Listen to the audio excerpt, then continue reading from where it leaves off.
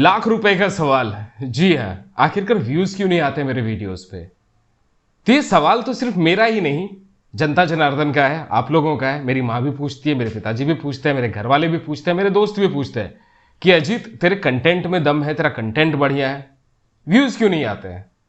कुछ लोगों ने कहा आप कंटेंट बदल डालो, मैंने कंटेंट बदल दिया। कुछ लोगों ने कहा सर आपका बैकग्राउंड अच्छा नहीं है, मैंने बैकग्राउंड भी चेंज कर दिया।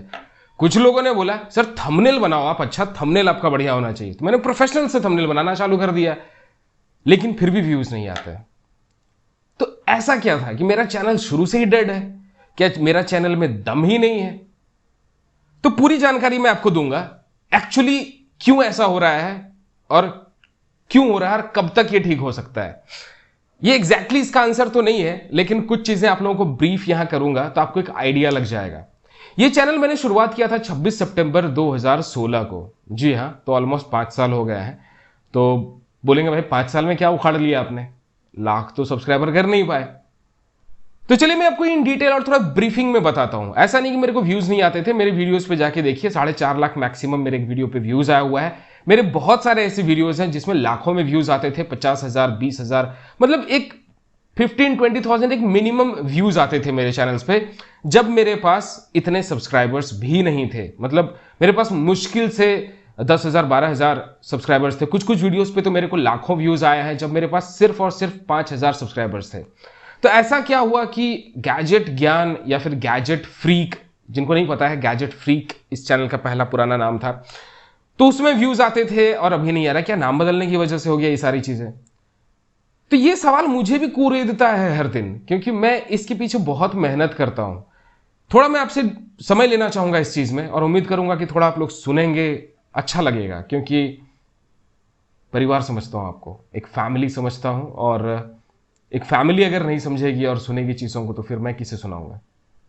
तो आई बिलीव थोड़ा समय आपसे लूंगा आज, थोड़ा वीडियो लंबा हो जाए तो माफ कीजिएगा, लेकिन सुनिएगा तो मुझे अच्छा लगेगा। मेरा वर्किंग पैटर्न थोड़ा जान लेते हैं कि मैं काम कैसे करता हूं। मैं सुबह के 11:30 बजे मैं अपने ऑफिस के लिए निकल जाता हूं। 1 घंटा मुझे ट्रैवल करना होता है मेरे घर से लेकर के मुझे ऑफिस तक।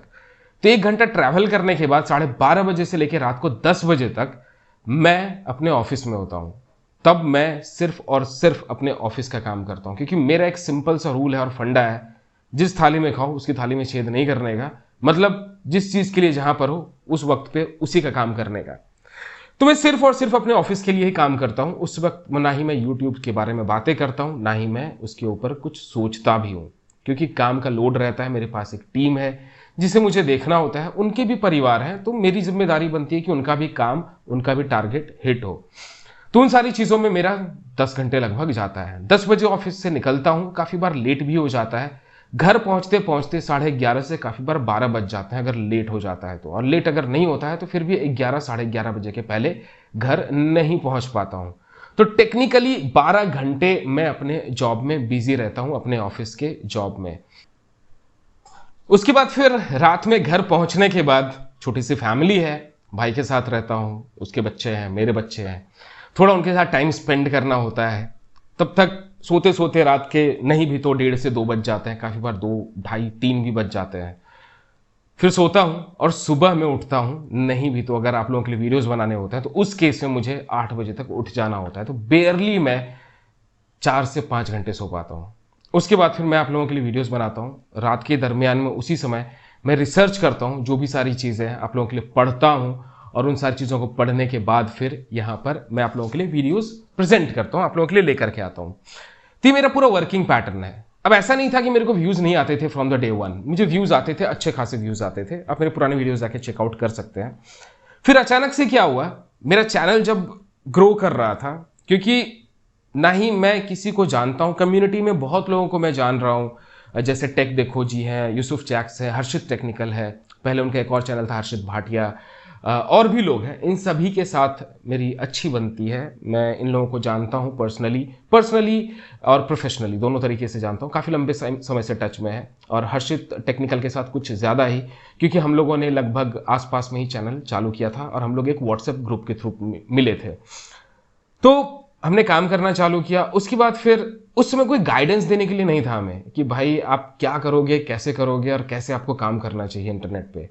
टेक्निकली जब मैंने शुरुआत किया वीडियोस बनाना यूट्यूब के लिए, यूट्यूब पे, तो मेरे पास ट्राइपॉड नहीं था। तो काफ़ी बार मेरी वाइफ मेरा मतलब फ़ोन पकड़ करके रखती थी, उसके बाद फिर वो वीडियोस रिकॉर्ड होते थे। काफ़ी बार मेरा छोटा भाई फ़ोन को हाथ में पकड़ के रखता था और फिर वीडियोस रिकॉर्डिंग करते थे, और उसके बाद फिर हम वीडियोस को लाइव करते थे। वैसे टूल्स नहीं थे हमारे पास, कंप्यूटर्स नहीं थे, लैपटॉप्स नहीं थे, कुछ भी नहीं था। तो हमने सारे वीडियोस वगैरह वैसे वैसे करके किया। जब व्यूज़ आने चालू हुए तो इन्वेस्टमेंट के लिए हमारे पास पैसे नहीं थे कि मैं चीज़ों पर, कंपोनेंट्स पे, एसेसरीज पे, बैकग्राउंड्स पे, इन पे खर्च कर सकूं। क्योंकि कैसे रिवेन्यू को बढ़ाया जा सकता है, कैसे चीज़ों को एक शुद्ध इंग्लिश भाषा में अगर मैं बोलूँ, if I talk about how to manipulate things, मुझे नहीं आता था और आज भी नहीं आता है, ऑनेस्टली बताता हूँ आपको मैं। तो मैं पैसे, मुझे क्या करना चाहिए था, कैसे करना चाहिए था, that was something which was out of my mind, और मैं चीज़ों पर वर्कआउट नहीं कर सका। जब तक चैनल मेरा ग्रो होना चालू हुआ, जब मेरे को पहला 1 लाख मेरा व्यूज़ क्रॉस हुआ, तो मैं बहुत खुश हुआ कि भाई 1 लाख व्यूज़ मेरे वीडियो पर आने चालू हुए। और जब तक मुझे समझ में आता कि चलो अभी बैकग्राउंड्स पे खर्च करते हैं, थोड़ा लाइटिंग्स वगैरह ठीक करते हैं, तब तक मेरे चैनल पे स्ट्राइक आ गई। मेरा चैनल 3 महीने के लिए डिमोनेटाइज हो गया, 10 मिनट के ऊपर मैं वीडियोस अपलोड नहीं कर सकता था, बहुत सारी चीज़ों का बैन लग गया मेरे ऊपर। तो 3 महीने मेरा ठप रहा। फिर जैसे तैसे करके वो 3 महीने मैंने निकाले, उसके बावजूद भी मेरा काम जारी था, क्योंकि उस वक्त मैं जब यूट्यूब पे काम कर रहा था तो उस टाइम पे मैं नाइट शिफ्ट किया करता था। तो शाम के 4 साढ़े 4 बजे निकलता था, तो फुल नाइट, इन शॉर्ट पूरा रात। और नाइट शिफ्ट जब आप करो और फिर दिन में आकर के आपको काम करना हो, वीडियो शूट करना हो, इट्स रियली पेनफुल। जो नाइट शिफ्ट करते हैं उनको पता है कि क्या दुख और क्या दर्द होता है जो नाइट शिफ्ट करते हैं। तो बहुत ही दिक्कत थी, लेकिन फिर भी मैं वीडियोस बनाता था, रेगुलर था। ऐसा नहीं था कि भाई मैं स्किप कर रहा था, इनडिसिप्लिन था, अच्छी तरीके से वीडियोस डाल रहा था, मैं टाइम टू टाइम डाल रहा था। फिर उसी दरमियान में मेरे पास आया ऑनर 8X। जी हाँ, तो ऑनर 8X आया और फिर आई वॉज लाइक, मेरा चैनल बूम। जी हाँ, मतलब एकदम ऊंचाइयों पे चढ़ने लगा बहुत सारे, क्योंकि उस वक्त इकलौता मेरा चैनल था जो EMUI के ऊपर वीडियोस बनाते था और सारी चीजें आप लोगों तक लेकर के आते थे, और आप लोगों ने भर भर करके प्यार दिया। बहुत सारे वीडियोस मेरे लाखों में गए व्यूज, और मुझे लगा कि यार ये सही कंटेंट है, मुझे इसको लेकर के चलना चाहिए। और ये कंटेंट ऐसी चीज है जो कोई नहीं बनाता है, जिसका मुझे नॉलेज भी है, और मैं ये सारी चीजें आप लोगों तक दोस्तों पहुंचा सकता हूं, और आप लोगों को समझा सकता हूं, और आप लोगों को मजा आता था कि भाई कोई एक इंडियन यूट्यूबर है जो कि EMUI के बारे में बात कर रहा है। और मुझे भी अच्छा लगता था, क्योंकि मेरी नॉलेज थी, मेरा इंटरेस्ट, पॉइंट ऑफ इंटरेस्ट था ऑनर और EMUI में, तो अच्छा लगने लगा। चैनल बूम पे था, और अचानक से एक दिन हुआवे इंडिया में बैन हो गया। अच्छा नहीं लगा, क्योंकि एक कंटेंट था जो मेरे चैनल को रफ्तार से, घोड़े की रफ्तार से आगे लेकर के जा रहा था, और अचानक से उस घोड़े की पैर काट दी गई। वहां पे मुझे पहला झटका पड़ा, जब मेरा चैनल हीरो से जीरो बनने लगा। क्योंकि मेरे पास जो maximum majority of the audience जो थे, वो थे हुआवे और ऑनर वाले। EMUI लवर्स, MIUI लवर्स नहीं थे। जरूरत थी, काम करना था, हारना नहीं था, रिग्रेट नहीं करना था, और रिग्रेट आज भी नहीं कर रहा हूं, और रिग्रेट करना भी नहीं है बुढ़ापे में, कि अगर ये कोशिश की होती तो शायद कहीं और होता। आज ये सारी चीजें इसलिए बोलनी पड़ रही है क्योंकि ऑलमोस्ट 5 साल हो गए मेरे यूट्यूब चैनल को, और मैं 1 लाख सब्सक्राइबर तक भी नहीं पहुंच पाया हूं। आई नो ये बहुत बड़ी शर्म की बात है, बट कुछ चीजें आपके और हमारे हाथ में नहीं होती है। तो जब तक मैं इन सारी चीजों से उबरता और ऑनर और हुआवे के कंटेंट के बाहर निकल करके मैं दूसरे कंटेंट्स की तरफ मूव करना चालू किया, और वर्सटाइल बन गया मैं, जब तक मेरा चैनल फिर से वापस से ट्रैक पे आना शुरू ही हुआ था, कि मेरा चैनल हैक हो गया। जी हाँ दोस्तों, जो लोग रेगुलर है मेरे यूट्यूब चैनल पर, उनको पता होगा, आपका और हमारा चैनल गैजेट फ्रीक था उस समय नाम, वो हैक हो गया। और हैक होने के बाद 6 महीने, जी हाँ 6 मंथ्स, मेरा चैनल हैक्ड रहा, and nobody was there to help me. मैंने बहुत लोगों को ईमेल किए, जो भी कॉन्टैक्ट्स में थे, बड़े क्रिएटर्स, सभी लोगों को, क्योंकि खून पसीने से मेहनत करके पहुंचाया था। लगभग 30-32 हज़ार सब्सक्राइबर थे मेरे उस समय में। बहुत मेहनत किया था, 800 से ज़्यादा वीडियोस डाल चुका था। तकलीफ तो होती, क्योंकि खुद से बीज बोया था और पौधे को बढ़ता हुआ देख रहा था। बहुत भागा सभी लोगों के पीछे कि कोई तो आके मदद करे। 6 महीने बीत गए, किसी ने मदद नहीं किया। आखिरकार खुद से ही करते करते करते चैनल को वापस लेकर के आया। So thanks to myself. और तब तक जब 6 महीने बाद मेरी चैनल आई वापस, तो सब लोग गैजेट ज्ञान या फिर गैजेट फ्रीक या फिर अजीत कुमार, जो भी बोलो आप, सब लोग भूल चुके थे। क्योंकि ये इंटरनेट की दुनिया ही ऐसी है। लोग जैसे रातों रात यहां पे स्टार बनते हैं, ऊंचाइयों पे पहुंचते हैं, वैसे लोग भूल भी जाते हैं। तो कुछ ऐसा मेरे साथ भी हुआ, लोग मुझे भूल गए। आज मेरा जो परसेंटेज है, जो लोग मेरे चैनल को सब्सक्राइब रखे हैं और जो वीडियोस देखते हैं, उन सब्सक्राइब लोगों में से सिर्फ 1.5% लोग मेरे वीडियोस को देखते हैं। मतलब ऑलमोस्ट 99.9% लोग मेरे वीडियोस को नहीं देखते हैं। क्या कारण है मुझे नहीं पता।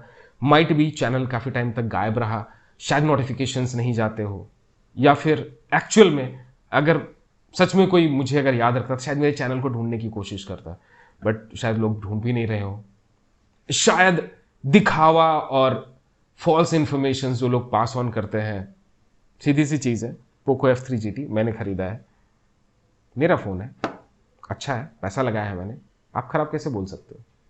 बहुत सारे ऐसे लोग हैं जिनके लिए हर एक फ़ोन सारे अच्छे होते हैं, और इसके पीछे रीज़न भी है, क्योंकि जब भी आप कुछ अपने पैसे लगा करके प्रोडक्ट को खरीदते हैं तो आप खराब नहीं सुनना पसंद करते हैं। आप हमेशा चाहते हैं कि आपका फ़ोन, आपका डिवाइस दूसरों से कितना बेहतर है।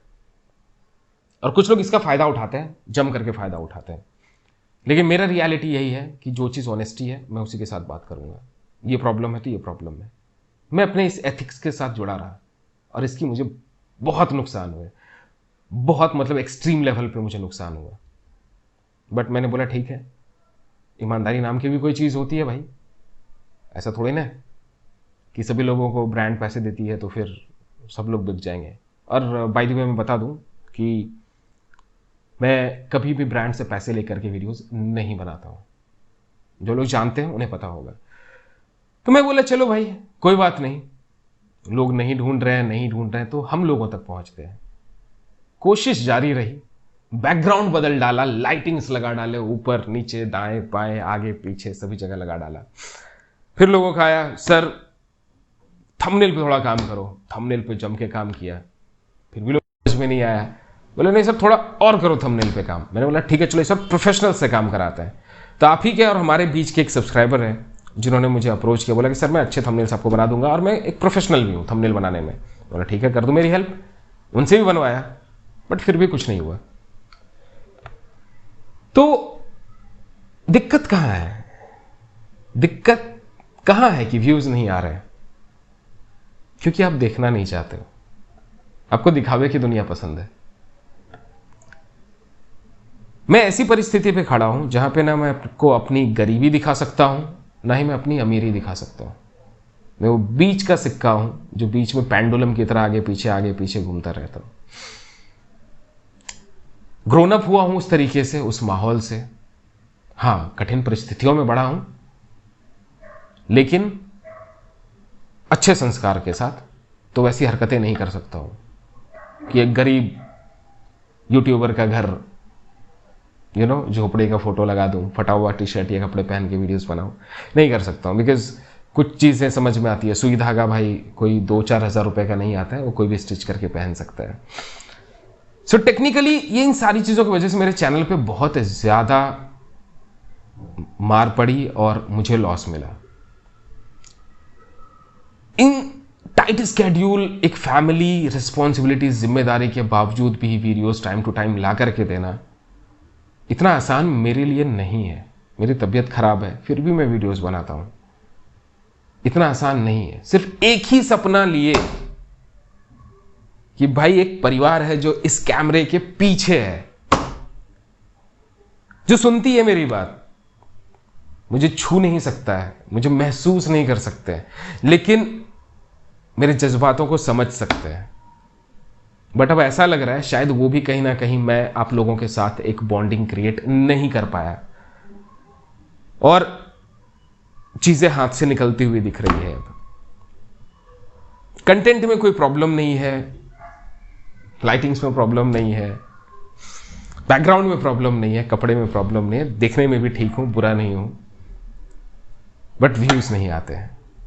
तो इसका एक ही आंसर है, वो है आप लोग। आप ही लोगों के पास इसका जवाब है। अगर आप देखेंगे नहीं, अगर आप शेयर नहीं करेंगे, नोटिफिकेशन पे क्लिक नहीं करेंगे, तो व्यूज मैं क्या, कोई मायका लाल ला के नहीं दे सकता है मेरे यूट्यूब चैनल पे या किसी के भी यूट्यूब चैनल पे। और दूसरी चीज, अगर यूट्यूब मेहरबान नहीं होता है तो भी कोई कुछ नहीं उखाड़ सकता है। आज जितने भी बड़े यूट्यूबर्स हैं जो बोलते हैं भाई कंटेंट पे ध्यान दो, आपका चैनल आगे बढ़ेगा, मैं उन सब को बेट करता हूं। मैं किसी से मेरे को पर्सनल दुश्मनी नहीं है, बहुत ही ओपनली मैं बोल रहा हूं। एक यूट्यूब चैनल बनाओ आज के समय में, एक नया चैनल जिसमें आप अपना चेहरा मत दिखाओ, अपने आप को रिवील मत करो कि आप कौन हो, ना ही कहीं पर शेयर करो। ऑनेस्टी के साथ, ऑर्गेनिकली आप उस चैनल को ग्रो करके दिखा दो, मान लूंगा मैं, मान लूंगा मैं। अब करके दिखा दो। कोई सपोर्ट नहीं है, मेरा कोई ग्रुप नहीं है, ना ही मेरा कोई ग्रुप है यूट्यूब पे। लोगों के ग्रुप चलते हैं, बहुत सारे लोगों के यूट्यूब पे, एक दूसरे को जानते हैं, एक दूसरे को सपोर्ट करते हैं, रिव्यू यूनिट्स भी शेयर करते हैं आपस में। बट मेरे पास जितने भी प्रोडक्ट्स हो, मेजॉरिटी ऑफ द प्रोडक्ट्स मैंने खुद खरीदे हैं, नहीं मुझे किसी से शेयरिंग मिली है, जो भी कमाया इसी में डाल दिया। अब लगता है आप लोगों की ही जरूरत है। अब आप लोग अगर नहीं सपोर्ट करते हैं तो फिर I think I have to take a second step now. हिम्मत हार नहीं रहा हूं, बट कुछ हाथ से निकलता सा दिख रहा है कि शायद कुछ लकीरें जो हाथों पे होती है ना, वो धुंधली सी नजर आ रही है। कभी और बात करेंगे इसके बारे में। बाकी आप क्या सोचते हैं कमेंट सेक्शन में बताइएगा। कुछ सुझाव हो, सुधारना हो कंटेंट, तो जरूर बताइएगा। हारना तो नहीं सीखा हूं। बाकी ऐसे प्यार देते रहिए और बोलते रहिए। जय हिंद, वंदे मातरम।